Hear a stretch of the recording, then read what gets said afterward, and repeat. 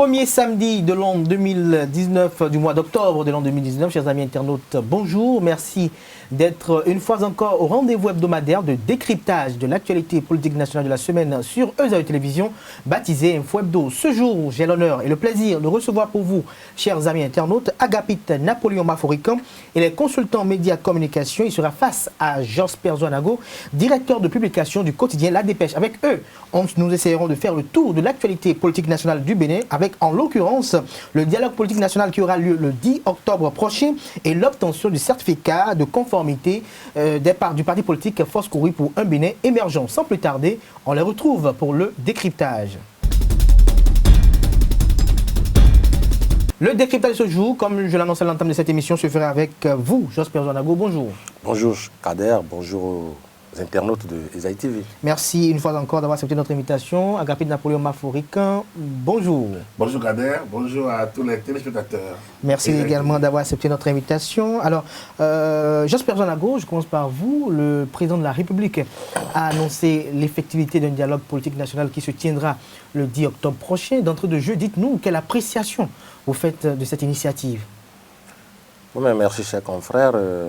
Comme mon nombre de Béninois, je suis resté sur ma faim. Puisque j'attendais l'invite officielle. Et c'est tombé finalement, parce qu'au départ, il y avait certains confrères qui annonçaient cette information, qu'il fallait prendre avec des pincettes. Et donc, officiellement, la présidente de la République du Bénin l'a annoncé. Je m'attendais à mieux, mais je me suis rendu compte que le président de la République, qui avait, le 20 mai dernier, exprimé le besoin, n'est-ce pas, de réunir autour de lui toute la classe politique nationale, se retrouve avec quelques partis amis, et accessoirement un parti... Il faut rappeler qu'il s'agit du bloc républicain, de l'Union progressiste, Force Kouri pour un Bénin émergent, Force Kouri pour le développement du Bénin, Mouel Bénin, Parti du renouveau démocratique, Dynamique unitaire pour le développement de la démocratie et Union démocratique pour un Bénin nouveau. Il y a eu un 9e parti qui est apparu aussi, voudrais-je vous rappeler, mais ce qui m'intéresse, c'est plutôt cette formation hémiplégique. Je voudrais citer en l'occurrence le FCBE, qui n'est en fait pas FCBE là aujourd'hui, puisque les tenants de ce parti, allais-je dire, ont dit ne pas se retrouver dans cette arnaque, voilà, et si j'ose ainsi m'exprimer. Donc c'est dire que c'est à l'étroit que je vois le chef de l'État se retrouver avec ses partis amis, alors qu'il avait promis le 20 mai dernier élargir cette discussion à toute la classe politique nationale. Voilà ce que je retiens. Alors, Agapit Napoléon Maforican, quels sont les sentiments qui vous ont animé après le fait que vous ayez appris que le président Patrice Talon ait décidé de rencontrer la classe politique béninoise? Je ne cache pas mon sourire parce que mon ami parle de parti hémiplégique. Hémiplégique, non, quand même, on va dire que le parti est hémiplégique. Ce qu'il anime sont des animateurs, c'est des gens évidemment responsables, anciens ministres par ailleurs. Anciens députés. Anciens ministres d'État, anciens ministres, anciens députés. Donc c'est des personnalités d'un niveau supérieur et qui avaient déjà des positions essentielles et importantes dans l'ancienne organisation. Le temps, peut-être que mon ami personne me le dira, le temps, c'est peut-être d'avoir été plus souple et moins cambré que les autres qui ont peut-être pensé qu'on peut greffer l'avenir d'un parti sur celui d'un individu. L'individu est précaire, l'individu est finissant. Nous sommes tous passagers sur Terre. La durée de vie d'un homme est tellement limitée. Or, la durée de vie de structure est large. Aux États-Unis, on parle de parti démocrate, parti républicain, mais depuis combien de temps ces partis n'existent? Depuis combien de temps des individus passent, défilent, deviennent personnalités puissantes du monde, passent le président des États-Unis, disparaissent et la structure reste. Je pense qu'au-delà de ça, je voulais juste régler la question de l'hémiplégie parce que le mot est quand même évidemment fort à mon avis. Cela dit, par rapport au dialogue politique, surtout que le chef d'État le parti Talon est un homme de méthode, c'est un homme de classe et qui suit son calendrier, son agenda.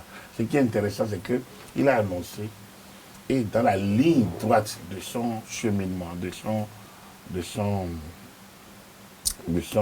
respect, hein, du souci qu'il a de dialoguer avec toutes les parties et prenantes donc de l'animation de la vie politique, il a dit au sortir de la législative qu'il allait le faire.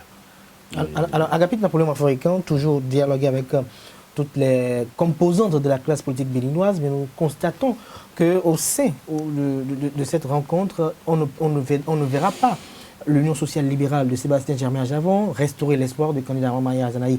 Est-ce que ça ne porte pas déjà un coup à l'efficience destinée? Kader, est-ce qu'on parle des partis politiques ou bien on parle des groupes et associations politiques? La question est là. Il parle de dialogue politique et l'option c'est avec les partis politiques régulièrement enregistrés. Si on a envie d'aller à la réforme du système partisan, si on a envie de réformer un peu les pratiques, les justes, les coutumes politiques, nos manières de faire changer, si on a fait toute cette réforme qui a conduit quand même le Parlement à adopter de nouveaux textes, dont la mise en application a créé quelques difficultés, si on a connu ces difficultés, si on a eu nos législatives dans les conditions qu'on a eues, si on a connu des moments aussi tragiques et difficiles, les 28 avril, 1er et 2 mai, est-ce que c'est pour faire marche arrière? C'est pas, à mon avis, c'est pas pour faire marche arrière, c'est pour avancer. Donc, jusqu'à plus du contraire, ni restaurer l'espoir, ni USL, à mon avis et à ma compréhension, à ma connaissance, ne sont encore partis.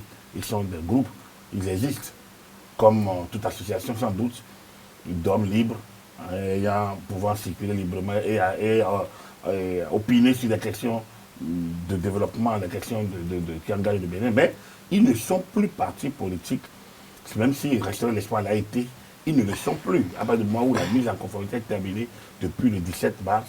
Et donc aujourd'hui, on ne peut plus dire qu'il faut nécessairement retourner à un congrès ou un mini-congrès comme l'avait demandé le ministre de l'Intérieur après la rencontre avec le chef de l'État. Donc, moi je pense qu'il faut qu'on puisse avancer dans le débat et qu'on ne puisse pas tourner en rond. Et c'est là que je finis. Je voudrais vous poser la question par rapport au dialogue. Il faut voir ce qui est intéressant, ce qui est bon pour avancer, non retourner en arrière par rapport à ceux qui ne sont pas encore à jour et qui peut-être le seront dans les jours à venir. Alors, Jasper Nango, toujours la même question. Est-ce que l'absence de l'Union sociale libérale et de restaurer l'espoir ne pourrait pas susciter un esprit de boycott de la part d'une frange de la classe politique comme FCBE, qui se dit peut-être de l'opposition et où on a vu par le passé effectuer des actions coordonnées avec les deux formations politiques préénoncées? N'oubliez pas, chers confrères, le PCB. Le Parti communiste. Il y a énormément de partis qui sont en rade, qui sont laissés sur le quai. Et si je dois m'en tenir au discours du chef de l'État, je voudrais constater avec désolation que ce n'est plus l'esprit de la démarche du 20 mai dernier qui prévaut en ce moment, en ce sens que l'objet de la rencontre, je ne voudrais pas dire l'ordre du jour, mais ce qui a motivé cette rencontre, ce qui a poussé le chef de l'État à tenir ses propos le 20 mai dernier et ensuite en juillet, ce n'est pas les beaux yeux des partis politiques qui officient au Bénin. C'est parce qu'il y a eu mal donne. Le vivre ensemble a été secoué. La cohésion nationale a été catapultée dans un sens comme dans l'autre. Et donc les choses n'étaient plus en leur place. Au point où le chef de l'État en est arrivé à conclure qu'il faille dialoguer, ramener la balle à terre. Et donc, si tel est le cas, ne me dites pas que c'est... Pardon, ne me dites pas que c'est le parti UDBN ou... Pardon, j'ai un oiseau dans la gorge. Un gros oiseau. Donc ne me dites donc pas que c'est l'UDBN ou autres partis qui sont restés quoi, qui n'avaient même pas manifesté quelques réprobations que ce soit, qui ont suscité cette démarche du chef de l'État. Non, il y a eu cette démarche du chef de l'État parce qu'à un moment donné, il y a eu contestation. L'FCBE a contesté, le PCB a contesté les élections, l'USL a contesté les élections, et puis. Alors, n'oubliez pas, chers confrères, qu'à l'avant-veille même de ces élections, lorsque le PRD avait décidé de marcher, comme par magie, leur syndicat de conformité a surgi de nulle part. Mais les empêchant du coup, parce que c'est arrivé un peu tardivement, d'aller aux élections. Le PRD, quand même, n'avait jamais raté d'élection auparavant.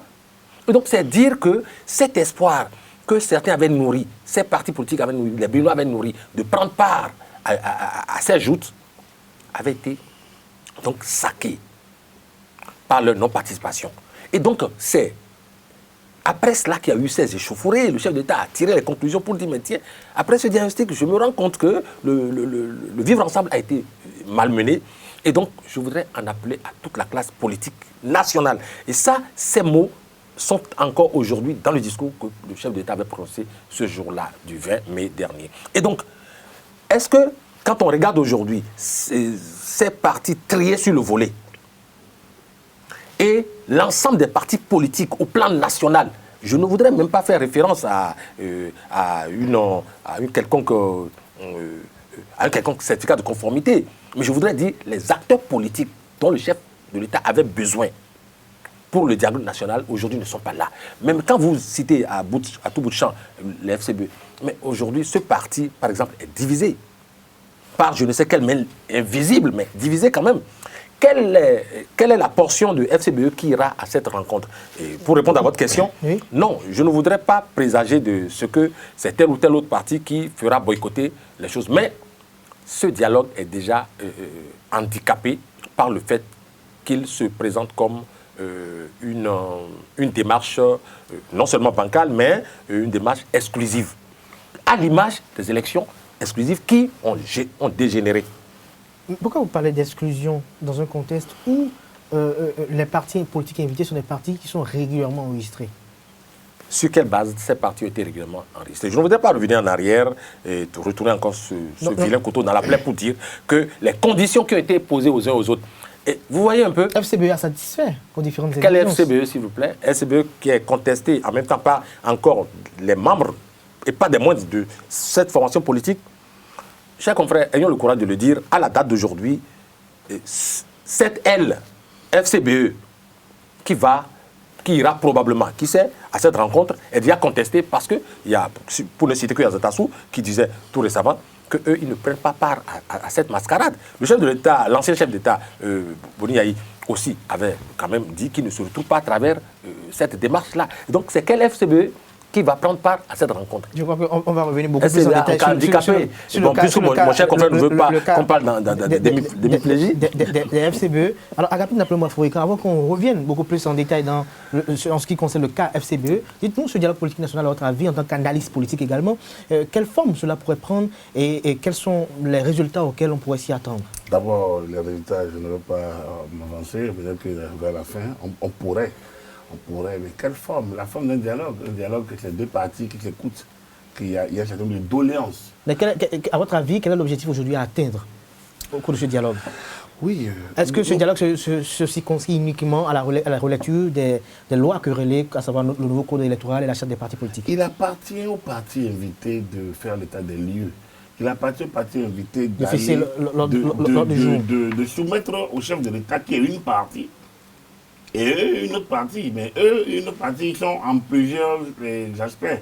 Il y a ceux qui sont de la majorité présidentielle, il y a ceux qui ne se réclament de rien, donc les centristes, comme on peut le dire, ou les éclectiques. Et il y a naturellement les opposants. Alors peut-être... Oui. Qu'est-ce qu'on peut attendre? Oui, on peut attendre que les choses qui n'ont pas bien tourné lors des législatives soient corrigées. Alors, on peut attendre que le code électoral soit relu, que les éléments de relecture du code électoral soient soulevés. On peut attendre que la charte des partis politiques soit assouplie en des endroits donnés par ceux qui ont estimé que sa mise en application posait problème. Quoique, quand vous regardez aujourd'hui l'espace, vous ne voyez pas quel est le problème que pose la charte des partis politiques. Alors, on parle de charte des partis politiques. Je crois que nous n'allons pas beaucoup spéculer en ce qui concerne le dialogue politique national. Mais dites-nous, Agapine Naplemouaf Fourika, à votre avis, tout à l'heure vous avez écouté Georges Perzo-Narou qui parle déjà de LFCBE. Mais dans un contexte où on sait que Paul Ronquet, Théophile Yaro et bien d'autres estiment que ce qui a été fait, c'était pour trouver une certaine légitimité légale aux partis politiques, est-ce qu'on peut parler d'une division au sein de l'FCBE aujourd'hui? Alors, les FCBE ont leur problème, et je pense que, moi je n'ai pas envie de rentrer à l'intérieur de leur parti. Mais quand vous regardez, qui est FCBE aujourd'hui? Je vous l'ai dit, et la loi a dit, et jusqu'à preuve de contraire, les mises en conformité sont terminées au 17 mars 2019, soit 6 mois après la promulgation et la publication de la loi. Donc, dans l'absolu, aucun d'eux n'existe. Dans l'absolu, FCBE n'existe plus. N'en déplaise au président Yahi, FCBE n'existe plus. Dans l'absolu. Mais il se fait que... Donc, FCBE vient de nous renaître, à votre avis? Il se fait que dans le groupe des extrémistes, ben, il faut tirer les mots, au sein de FCBE, ces extrémistes qui, en mars dernier, n'ont pas voulu que le consensus devant aboutir aux lois dérogatoires aille au bout, en faisant renier aux honorables députés qui ont siégé au nom de l'opposition leur propre ceinture, remettant en cause le processus de réconciliation, le processus de solution idoine pour que toutes les parties, le voulant, aillent aux élections législatives. On a connu déjà cet extrémisme il y a quelques mois. On est encore en plein dans l'extrémisme aujourd'hui. Lorsque certains estiment mais ils n'ont plus de parti. Ils n'ont plus de parti depuis le 17 mars. FCBE n'existe plus. Maintenant, avec la dernière accord avec le chef de l'État et l'appel du ministre de l'Intérieur, a demandé de faire de mini-congrès, de se restructurer et de se conformer à la nouvelle charte et de demander leur reconnaissance. C'est ce que FCBE a fait. Donc s'il y en a dans l'ancien FCBE qui n'en ont pas voulu, ils n'ont qu'à se cacher, c'est plus simple. Puis ça veut dire qu'ils ne veulent plus du FCBE. Quelqu'un a récupéré le FCBE et lui a donné corps. Et ceux qui l'ont récupéré, ce ne sont pas des nouveaux. C'est des gens qui ont fait FCBE et qui ont occupé les hautes fonctions après celle du chef de l'État et celle du président de l'institution. Ils ont été appelés à des hautes fonctions ministérielles. Alors donc, ils sont aussi bêtes pour ne pas connaître les avantages ou les inconvénients. Ils ne se rangent pas d'un côté du pouvoir, contrairement à ce que certains beaucoup pensent. Quand vous écoutez le langage, il est resté aussi hautain. Je ne veux pas dire aussi ordurier, presque. Il est resté aussi hautain.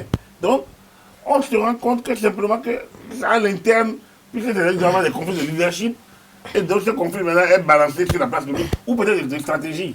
Et que ceux qui ont suivi, un peu comme des moutons de panurge, ceux qui ont suivi les positions extrémistes de l'époque, qui ont conduit à la mise à l'écart naturel du FCBE des élections législatives, ceux-là se sont dit, ah non, on n'a plus envie de vivre les mêmes mésaventures. Ils n'ont plus voulu du jusqu'au boutisme que d'aucuns prônaient. Et voilà, là où on en est. Donc il n'y a pas de FCBE, il n'y a pas de contestataires, il y a FCBE avec des responsables qui sont déclarés au niveau de l'EGPC. Merci à vous, Agapit Napoléon Mafoï, vous avez compris. Alors j'espère que vous avez suivi votre vis-à-vis qu'il dit que FCBE, il n'y a pas de FCBE, FCBE est un et unique.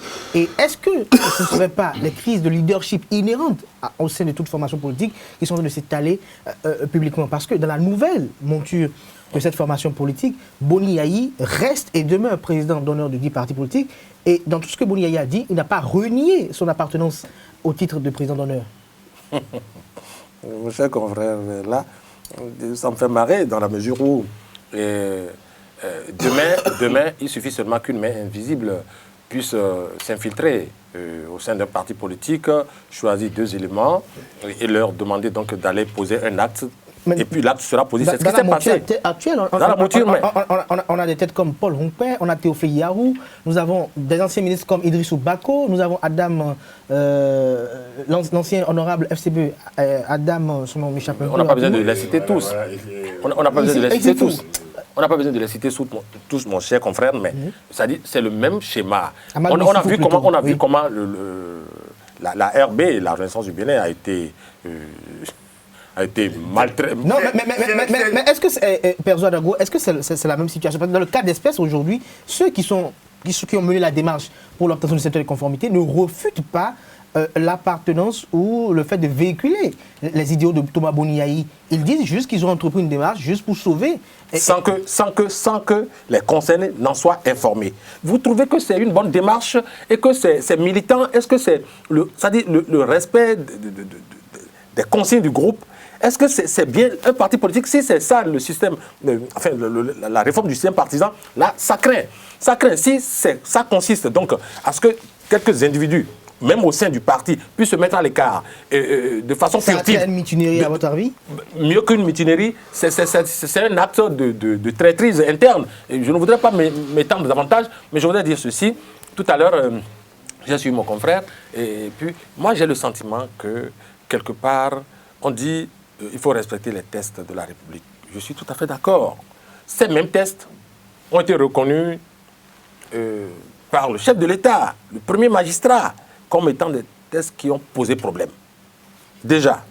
Et il était question à l'époque, et en face du chef de l'État, ce jour-là, si vous vous souvenez, comme moi d'ailleurs, on avait RE. Restaurer l'espoir. Restaurer l'espoir. On avait l'USL, on avait FCBE et le PCB, si je ne m'abuse. Mais voilà tous ces partis aujourd'hui qui seront absents de ce dialogue. Il y a FCBE. Oh, quel FCBE, je vous en prie. Je voudrais que c'est-à-dire, le constat qui est là aujourd'hui, et il a reconnu, mon confrère, que certains ont voulu sauver le parti, mais contre les autres membres du parti. Contre les extrémistes.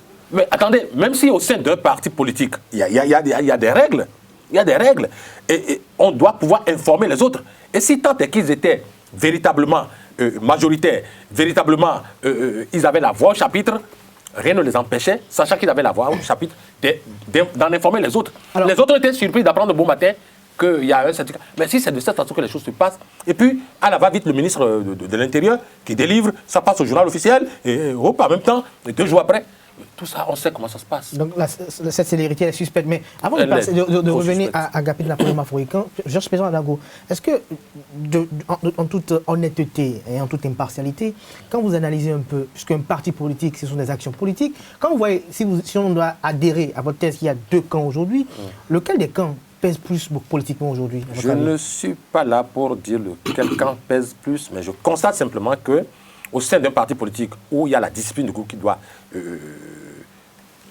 exister, certains membres ou individus de ce parti se sont furtivement mis de côté pour venir exhiber un papier comme quoi ils ont obtenu le certificat ou le récépissé.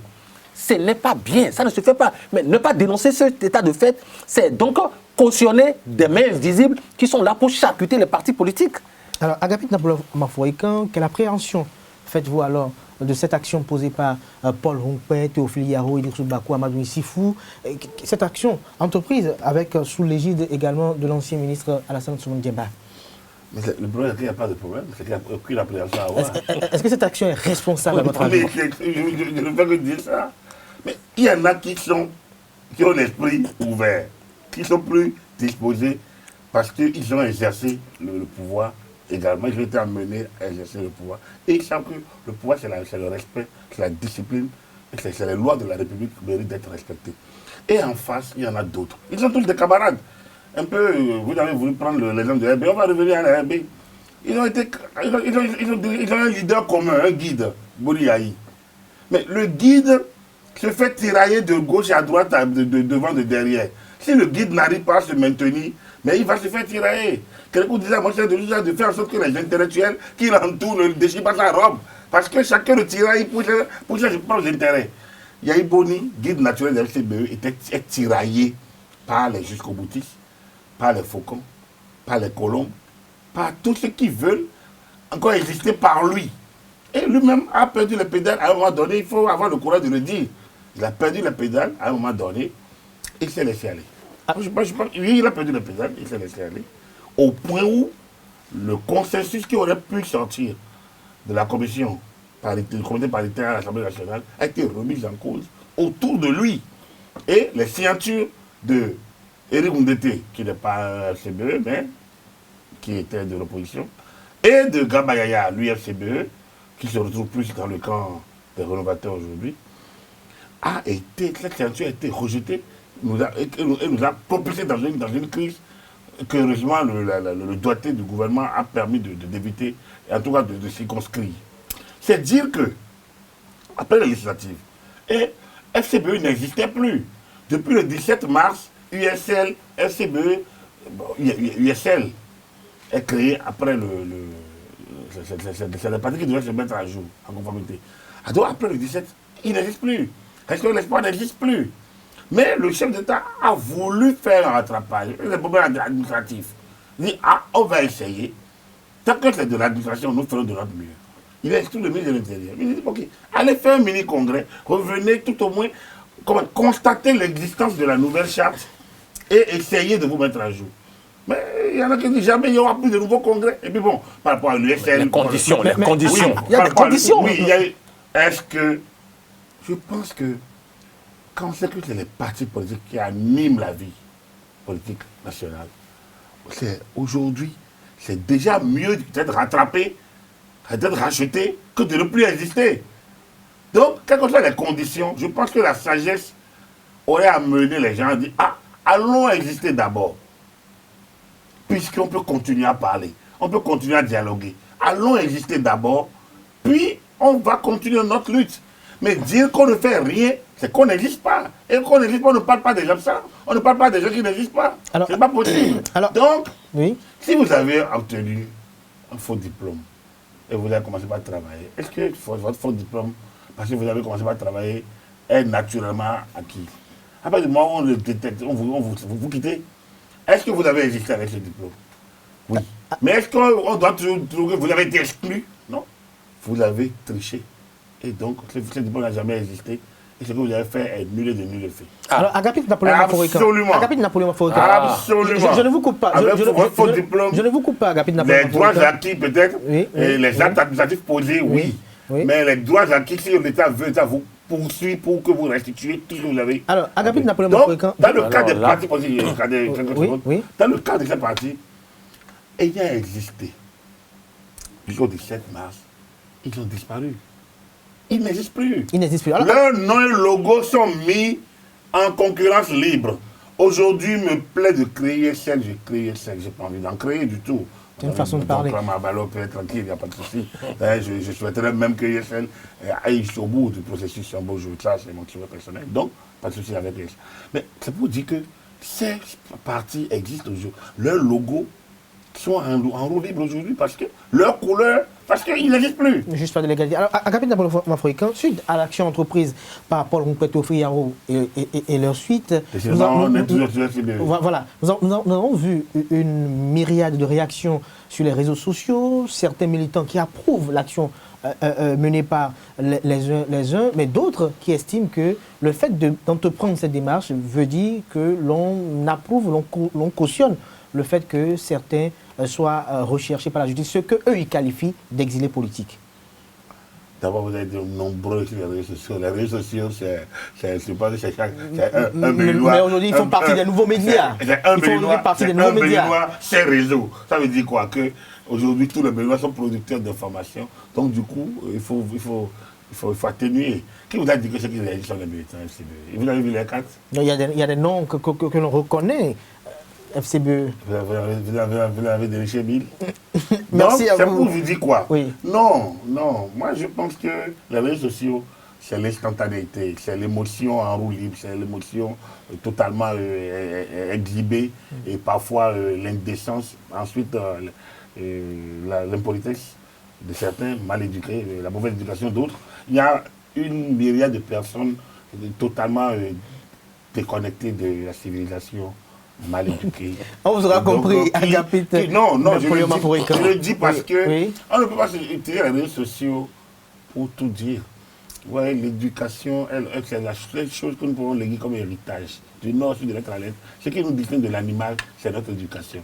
Alors quand des individus sont peut-être passés sur un canal, ils peuvent tout se laisser. Moi, je pense que les réseaux sociaux servent de bonnes causes.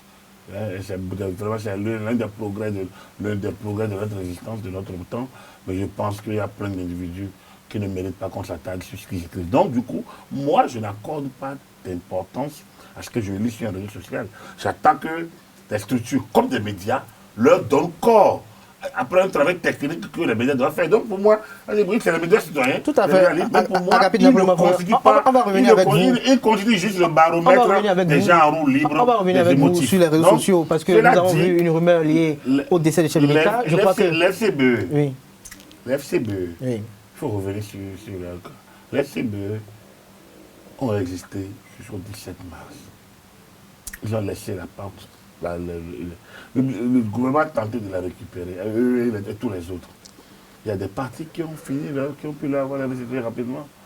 Ensuite, il y en a qui n'ont pas voulu aller aux conditions que mon ami Perzo appelle de difficiles. C'est vrai, c'est possible que ces conditions soient difficiles. Mais la loi, c'est la loi. Moi, je n'ai pas envie de rentrer dans ce qui est demandé et qui, moralement, quand même, a un contenu. Mais je ne réjouis pas de malheur des autres, nous sommes tous appelés peut-être à avoir des difficultés. Donc le problème ne se pose pas à ce niveau. Mais à partir du moment où vous êtes en compétition et une brèche s'ouvre à vous, il me semble qu'il faut d'abord saisir la brèche. Aujourd'hui, j'entends les Yarou, les et autres dire il faut reprendre les élections. Je trouve qu'ils blaguent. Pour moi, ils blaguent. C'est leur opinion. Oui, enfin. C'est leur opinion. Non, attends, vous n'allez pas quitter la scène de débarquer. Quand on vous fait consensus, vous voulez bloquer le processus, vous dites qu'il faut reprendre les élections. Non, il n'y a pas à reprendre les élections. Un discours politique, peut-être. Oui, et mon discours aussi libre veut dire que je. Non, peut-être ils sont dans un discours politique. Oui, et moi je trouve que c'est de la blague. Donc chacun de nous est dans son aspect. Mais en fait, là où j'évoque la question, ce n'est pas pour dire qu'ils blaguent, c'est pour dire qu'ils ont moins créneau pour le dire. Et il le dit parce qu'aujourd'hui, Yaro peut le répéter 1000 fois. L'autre, Paul Rompin, Garba Yaya et Demsou Bako. Parce qu'ils ont un créneau pour. Ils ont une tribune. Devant le chef d'État, ils vont le répéter, sans doute. Parce qu'ils ont l'occasion de le faire. Mais est-ce qu'en le répétant, ça fait mal à Boniaï? Est-ce qu'en le répétant, ça fait mal au FCBE? Tout à fait. Alors, mais pourquoi on s'en prend? Moi, j'ai trouvé que c'est un parti d'extrémistes. Il y a des extrémistes qu'il faut extirper. Non, extrémistes, c'est extrémistes. C'est des gens qui vont à l'extrême. Et quand vous entendez leur manière de fonctionner, quand vous les voyez injurer leurs propres alliés d'hier, quand ils parlent de traîtrise, quand ils parlent de tout, vous vous demandez, attends, est-ce que dès que vous n'êtes pas en harmonie positionnelle, en direction, vous ne pas dans la même direction que malgré qu'on soit autour, on a le même leader, le fait de ne pas penser être avec eux, ça montre que ça pose un gros problème d'adhésion à l'idéal républicain. Ils ont des problèmes. Ils ont des problèmes. Alors, Perzo Anago, eu égard à tout ce qui a été dit et toutes les analyses qui sont faites de part et d'autre, quand on constate que le discours FCBE n'a pas changé, malgré qu'on parle de elle et elle, que le discours n'a pas changé, quand on constate également que les uns et les autres reconnaissent toujours la légitimité de président d'honneur de l'ancien président Thomas Boniaï, quand on reconnaît également que ces partis politiques ne veulent pas migrer vers la mouvance et qu'ils reconnaissent toujours leur appartenance à l'opposition, est-ce que à la finalité aujourd'hui, Boniaï ne devrait pas venir arbitrer? Parce que c'est le chef de famille, et dans une famille, il peut arriver des moments donnés où des enfants sont mal comportés. Parce que ce que tout le monde déplore, c'est ils ne sont pas exclus du parti politique, mais du bureau politique national de Valentin Djenotin et de Komi Kouché. Non, que le chef de l'État, enfin, du moins que l'ancien chef président de la République intervienne, c'est chose normale. Pour les réconcilier. Mais s'il estime qu'il faille intervenir, c'est à eux d'apprécier au niveau de leur cuisine interne pour le faire. Moi, je ne suis pas habilité à m'ingérer dans ce genre de démarche. Si cela doit se faire, ça se fera. Si ça ne doit pas se faire, en leur jugement, ils peuvent aussi en décider autrement. Puisqu'il y a 9 jours, ils ont effectué une conférence de presse au siège du parti, au siège national du parti politique Force Cohésion émergent, où ces acteurs de cette démarche ont demandé pardon au président Boniaï s'il estime qu'ils ont mal fait, mais qu'ils sont là, ils sont ouverts pour suivre toute direction ou diligence qu'il aurait voulu qu'ils entreprennent. Non, mais comme je l'ai tantôt dit, il reviendra donc aux instances de ce parti de se retrouver et de régler ce problème. C'est vrai, dans cette affaire, il y a eu qui font vraiment sourire. Et j'ai entendu l'un des responsables de cette nouvelle démarche, et pas des moindres, dire que si ça a été fait, c'était pour permettre à Boniaï de guérir. Bon, quelque chose du genre. Bon, ça fait marrer. C'est vrai, l'affaire est trop sérieuse pour qu'on s'amuse à ce genre de choses. Non, également, je ne vous coupe pas, mais il y a eu également un autre qui dit que la non-appartenance au bureau politique de Valentin Djenantin et de Komi Koutié ne les empêche pas d'être candidats à la présidentielle 2021. Non, mais là, c'est trop tôt même d'en arriver là. Et tout à l'heure...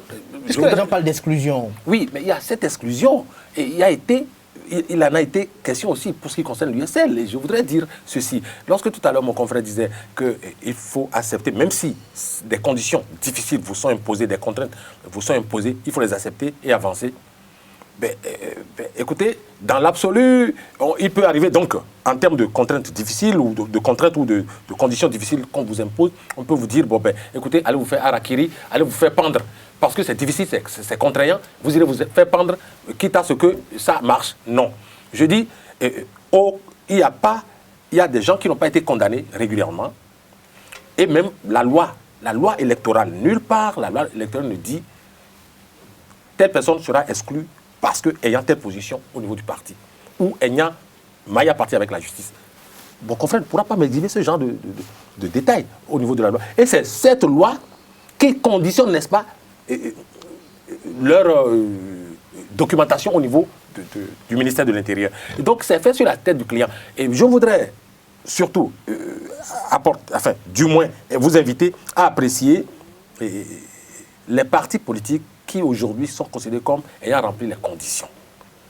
Vous n'êtes pas sans oublier que Jean-Baptiste Elias, tout récemment, a fait un certain nombre de révélations qui déjà avaient été en leur temps exhibées, des documents ont été exhibés, qui mettaient en cause l'appréciation que la Sénat avait fait dans Mais il a remis en cause la crédibilité de la Sénat. Mais bien sûr, bien sûr. Mais qu'est-ce qui a fait que le père n'a pas pu prendre part aux élections? C'est ça aussi le problème. En fait, nous ne faisions pas devant, deux pas en arrière. On ne peut pas bâtir une république. Vous savez, la loi, c'est l'acceptation des délibérations d'instance. La loi, ce n'est pas nécessairement... Mais pourquoi il faut colorier la loi et trouver qu'au lieu d'appliquer la loi, on dit c'est faute mineure, alors que nulle part dans les tests, il n'est prévu de considération mineure.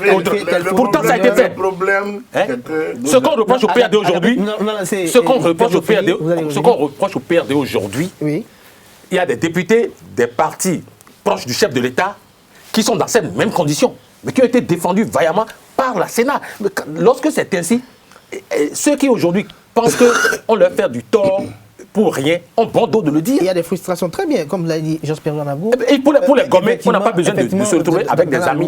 Il n'y a pas un seuil auquel on pourrait qualifier une faute de mineur ou de majeur. Mais dans le même temps, également, suite à la sortie médiatique de Jean-Baptiste Elias, nous avons suivi également le président de la Commission électorale nationale autonome qui, en son temps, avait pu, argument à l'appui, se défendre et expliquer pourquoi la Sénat a agi dans ce sens.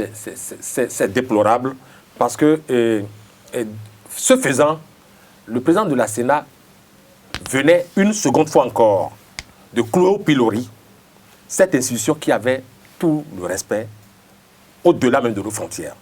C'est dommage parce que les vraies fautes, qui sont loin d'être mineures, ont été posées par la Sénat à l'encontre de certains partis politiques. C'est la Sénat qui interdit au RCBE d'aller sur la radio. Agapit Napoléon-Foga, moi j'ai une question à vous poser, puisque ce sujet n'était même pas inscrit aujourd'hui à l'ordre du jour. Quel est l'intérêt de Jean-Baptiste Elias? Pourquoi maintenant faire cette déclaration? Allez me poser la question, c'est justement lui. Vous êtes analyste politique. Non, c'est à lui parce que je n'en ai pas trouvé. Je n'en ai pas d'autant trouvé que c'est une structure nationale. L'autorité nationale de lutte contre la corruption, c'est sous cette couverture que la sortie a été faite après proclamation des résultats, après validation du scrutin, après installation de l'Assemblée nationale, après que la CEDEAO a donné quitus au processus. Honnêtement, quand vous dites, il y a la discipline d'organes, il y a la discipline de structure. Nous sommes dans une dynamique où, si on doit remonter aux élections de 90, 91, pour voir où est-ce que la Cour constitutionnelle avait bien fait d'enlever. Ce groupe disait en 96, on m'a volé ma victoire. Ce groupe n'a pas reconnu sa défaite en 96. On doit retourner pour aller compter les suffrages. On est dans ce schéma. Il faut d'abord il faut faire confiance aux institutions. Le peuple n'a que les dirigeants qu'il mérite. Le pays n'a que les institutions qu'il mérite. C'est notre démocratie. C'est notre constitution. Alors donc, on mettait en place la Sénat. Je fais partie de ceux qui n'étaient pas d'accord avec cette organisation, cette idée de majorité-minorité. Parce que nous, on a suivi une formation en management des élections.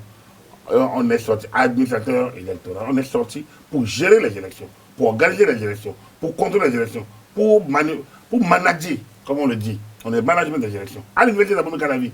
Donc, il y a de la ressource, il y a une bonne 80, mais un peu moins de centaines de ressources. Mais au lieu d'aller à la technicité absolue, les députés ont préféré aller à la politisation en disant majorité-minorité. Mais quand vous faites majorité-minorité, assurez, ne devez pas demain pour commencer par avoir de sources sur les gens. Parce que quand vous dites majorité-minorité, pour un Sénat de 7 ans, les gens ont le temps, les majorités à géométrie variable ont le temps de changer, d'évoluer.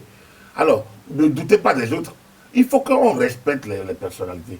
Et donc, lorsque les amis d'hier deviennent les ennemis d'aujourd'hui, chacun va de sa déclaration de la violation de son serment et on donne critique à ça. Normalement, la sortie de il a trouvé les documents. C'est la première chose, en tant qu'une structure comme celle-là. Mais la NLC, compte tenu de sa position, a la possibilité de trouver des documents. Et alors? Mais quand vous avez les documents, que ce dit la loi, et en saisir le procureur de la République compétent.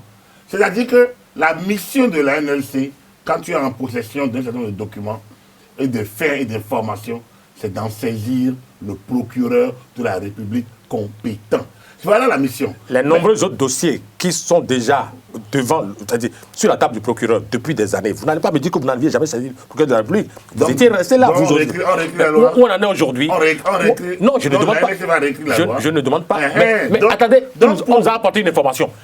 C'est de bon droit que l'ANSC porte les informations au public aussi. Il n'y a nulle part où on a dit ne portez pas les informations au public. Là où il y a délibération, là où il y a une proclamation en dernier recours par la Cour constitutionnelle, la NLC n'a plus le droit. Il n'est plus qualifié. C'est ça, c'est les organes d'État. Donc, en la matière, est-ce que M. Jean-Baptiste Elias a fait une sortie en son nom ou au nom de la NLC? C'est en son nom, il en a le droit, c'est un citoyen.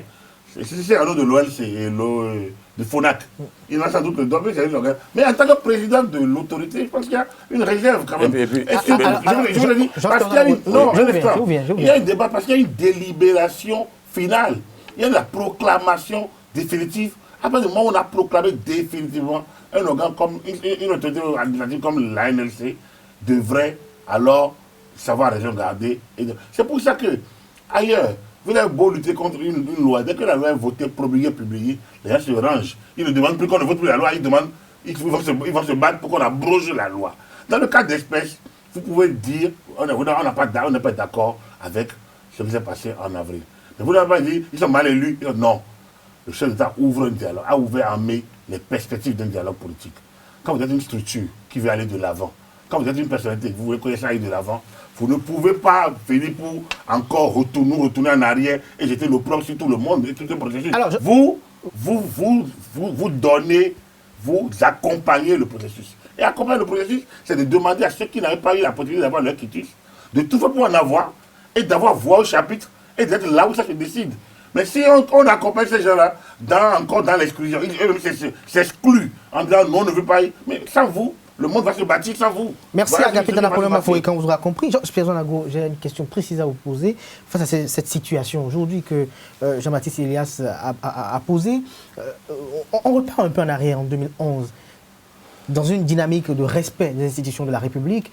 Une fois que la Sénat a donné ses résultats et que la Cour constitutionnelle valide les résultats, la Cour constitutionnelle donne les résultats sont objet d'aucun recours, est-ce qu'il est normal... Et le contentieux électoral vidéo en échange de lettres. Est-ce qu'il est bien séant, Jean-Pierre Zonago, est-ce qu'il est bien séant que le président d'une autorité de régulation, de lutte contre la corruption, puisse monter au créneau et s'exprimer comme ça? Est-ce que ça ne jette pas de discrédit sur les institutions de la République 6 mois après, au point où elles risquent d'être fragilisées, même quand elles diront le 3?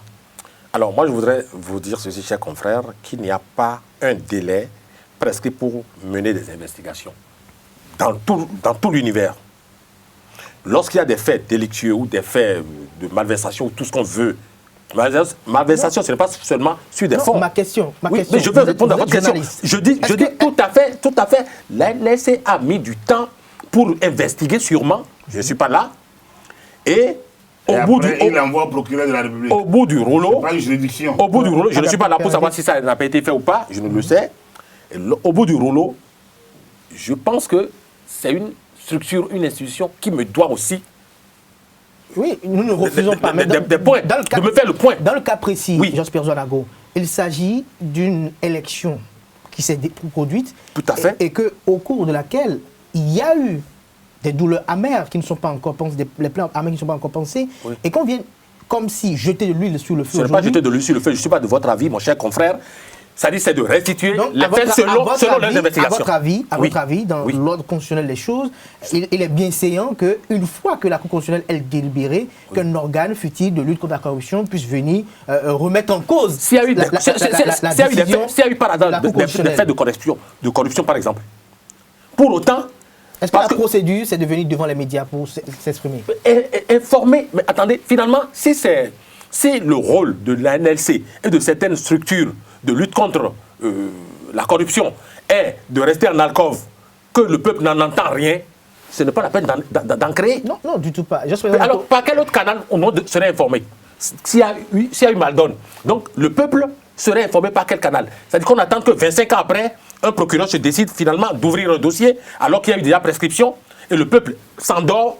Mais je vous en prie, chers confrères, ne demandons pas quelque chose de son contraire. La transparence, le chef de l'État a dit, quand il prêtait serment, il a parlé de reddition de comptes. Il a dit qu'il va lutter contre la corruption. Maintenant, d'autres luttent contre la corruption. Vous trouvez que c'est mauvais? Je vais vous donner un dernier exemple et nous allons évoluer. Je vais vous donner un dernier exemple. Puisque vous avez ouvert le débat de Jean-Baptiste Segla, je vais vous donner un dernier exemple. On va finir avec cela. J'avais démarré tout à l'heure. Lorsqu'en 2011, il y avait eu un chaos à la suite de l'élection présidentielle de 2011 et que la Sénat a donné ses résultats de chaos, la Cour constitutionnelle a confirmé ses résultats, si à l'époque, il y avait eu... Pendant que dans la foulée, il y avait un certain Adrien Ngwedji et ses partisans, courtisans et autres réclamer cette victoire de 2011, une autorité, une institution de la République montait au chrono pour dire ces élections-là, elles sont de qualité douteuse. Est-ce que vous imaginez à quel point ça pourrait mettre à mal la cohésion nationale? Le fait de dire que les élections ont été organisées dans des conditions floues est-il une mauvaise chose dans un état de droit? Mais est-ce que la LLC est au-dessus de la Cour constitutionnelle? Même un an après, une information qui est révélée, vous êtes journaliste après tout. Je pose la question. Quel est l'intérêt pour vous de revenir sur un fait d'il y a 7 ans après investigation? Permettez-moi de poser la question. L'information, le droit à l'information n'est pas seulement que... Monsieur Lago, permettez. L'élément nouveau, c'est le droit à l'information. Le droit à l'information est universel. Est-ce que la LLC est au-dessus de la Cour constitutionnelle? Dans cette affaire, je ne vois ni la Cour constitutionnelle... les émotions... Je mets au-dessus de toutes ces institutions que vous citez le droit à l'information du peuple. Autrement, à partir du moment où vous n'allez plus informer le peuple... Vous n'avez quelle information? Basta. Écoutez, la NLC est venue nous donner des informations. Non, je voudrais terminer ceci, chers confrères. Je voudrais dire à votre attention que je suis heureux qu'il y a quelques jours, vous l'aviez appris sans doute comme moi, que cette loi restrictive de liberté au Togo, par exemple, a été dénoncée par l'ONU. Et on a demandé au Togo de revoir cette loi.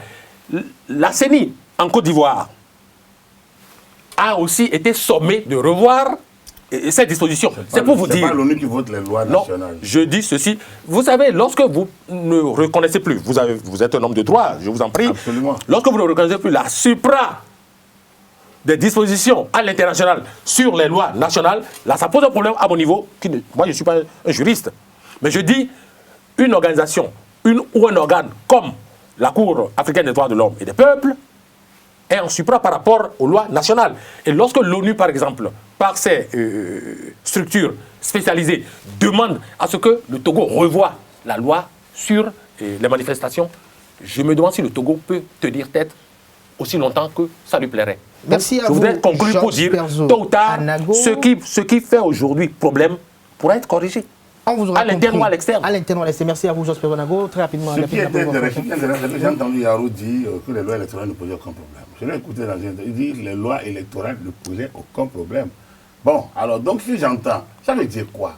Ça veut dire que l'un des protagonistes du système qui a conduit au blocage... Et il y a quelques mois qui disaient que ça posait problème. L'un des protagonistes du système qui a conduit au blocage et à l'auto-mise à l'écart de la formation politique vient dire que ça ne pose aucun problème. Ça veut dire quoi? Les gens ont des postures politiques. Moi, ce que je déplore dans la sortie de Jean-Baptiste Elias, c'est pour quelle finalité?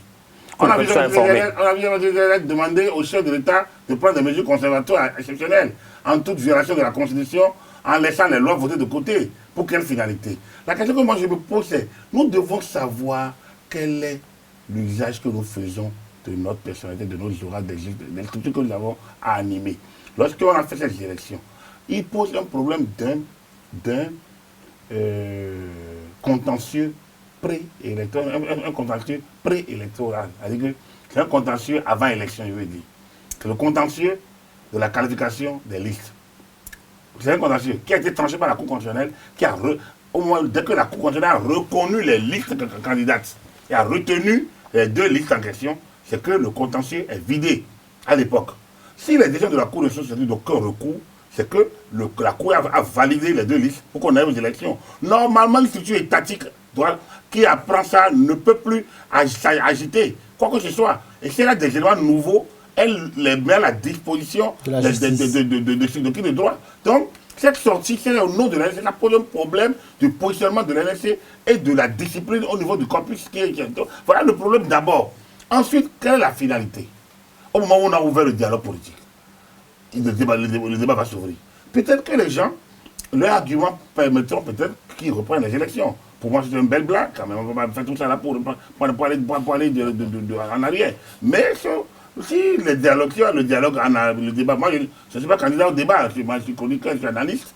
Je suis décrypteur de l'actualité. Donc, je parle plus que j'agis, moi. Donc, si ceux qui veulent agir estiment qu'il faut reprendre les élections, mais tant mieux. Donc, c'est pour dire que, mais dans le cas d'espèce, c'est les partis même qui se sont exclus en ne voulant pas entendre parler des réformes.